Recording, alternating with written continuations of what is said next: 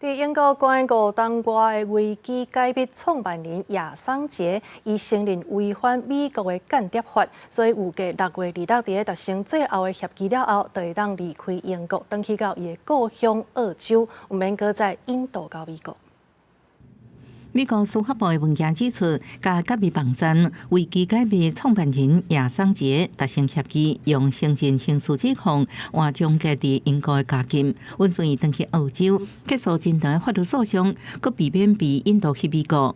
Well, from the U.S. government's perspective, he's already been in prison for several years. And so they believe that this time served punishment is actually a reflection of the crime that was committed. And so they don't view it from their perspective as letting him off the hook, although the net effect is he does not have to come to the United States to face charges. 52岁叶桑杰过去是澳洲记者甲社会运动人士，伫2006年建立维基解密，2010年公开50万份美国机密档案遭到通缉，其中包含美军伫伊拉克甲阿富汗的军事行动，斩杀百姓这罪行是美军史上上大外泄案。叶桑杰就安尼面临18项指控，若这罪名成立，伊会面临上悬175年加禁。伊捌伫2011年去厄瓜多自行大使馆寻求政治庇护，2019年被赶出大使馆，因为违反保释条件入境。伊伫关伫伦敦最高戒备等级的贝尔马斯加加，最近5年拢咧拼命抵抗被引渡到美国受审。